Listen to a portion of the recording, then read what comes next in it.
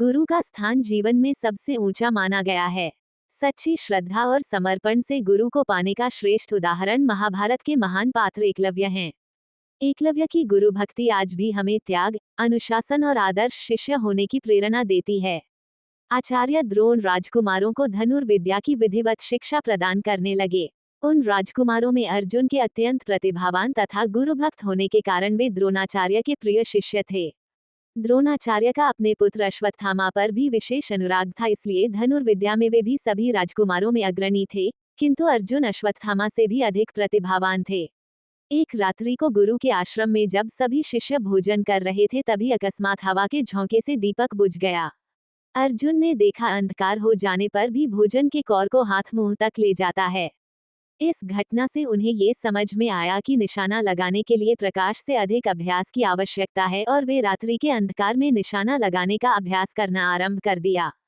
गुरु द्रोण उनके इस प्रकार के अभ्यास से अत्यंत प्रसन्न हुए। उन्होंने अर्जुन को धनुर्विद्या के साथ ही साथ गदा, तोमर, तलवार आदि शस्त्रों के प्रयोग में निपुण कर दिया। उन्हीं दिनों हिरण्याधनु नामक निषाद का पुत्र एकलव्य भी धनुर्विद्या सीखने के उद्देश्य से द्रोणाचार्य के आश्रम में आया, किंतु निम्न वर्ण का होने के कारण द्रोणाचार्य ने उसे अपना शिष्य बनाना स्वीकार नहीं किया। निराश होकर एकलव्य वन में चला गया। उसने द्रोणाचार्य की एक मूर्ति बनाई और उस मूर्ति को गुरु मानकर धनुर्विद्या का अभ्यास करने लगा। एकाग्रचित से साधना करते हुए अल्पकाल में ही वह धनुर्विद्या में अत्यंत निपुण हो गया।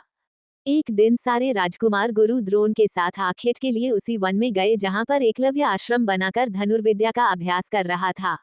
राजकुमारों का कुत्ता भटककर एकलव्य के आश्रम में जा पहुंचा। एकलव्य को देखकर वह भौंकने लगा। इससे क्रोधित होकर एकलव्य ने उस कुत्ते अपना बाण चला कर उसके मुंह को बाणों से भर दिया। एकलव्य ने इस कौशल से बाण चलाए थे कि कुत्ते को किसी प्रकार की चोट नहीं लगी, किंतु बाणों से बिंध जाने के कारण उसका भौंकना बंद हो गया।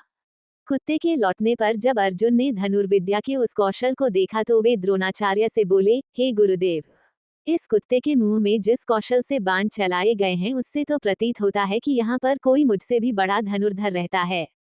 अपने सभी शिष्यों को लेकर द्रोणाचार्य एकलव्य के पास पहुंचे और पूछे, हे वत्स, क्या ये बाण तुम्ही ने चलाए हैं? एकलव्य के स्वीकार करने पर उन्होंने पुनः प्रश्न किया, तुम्हें धनुर्विद्या की शिक्षा देने वाले कौन हैं? एकलव्य ने उत्तर दिया, गुरुदेव, मैंने तो आपको ही गुरु स्वीकार करके धनुर्विद्या सीखी है। इतना कहकर उसने द्रोणाचार्य की उनकी मूर्ति के समक्ष ले जाकर खड़ा कर दिया। द्रोणाचार्य नहीं चाहते थे कि कोई अर्जुन से बड़ा धनुर्धारी बन पाए। वे एकलव्य से बोले, यदि मैं तुम्हारा गुरु हूं तो तुम्हें मुझको गुरु दक्षिणा देनी होगी। एकलव्य बोला, गुरुदेव, गुरु दक्षिणा के रूप में आप जो भी मांगेंगे मैं देने के लिए तैयार हूँ। इस पर द्रोणाचार्य ने एकलव्य से गुरुदक्षिणा के रूप में उसके दाहिने हाथ के अंगूठे की मांग की। एकलव्य ने सहर्ष अपना अंगूठा दे दिया। इस प्रकार एकलव्य अपने हाथ से धनुष चलाने में असमर्थ हो गया तो अपने पैरों से धनुष चलाने का अभ्यास करना आरंभ कर दिया। एकलव्य का जीवन हमें सिखाता है कि सच्ची भक्ति, निष्ठा और समर्पण से असंभव को भी संभव बनाया जा सकता है। उसकी गुरु भक्ति सदैव आदर्श बनी रहेगी।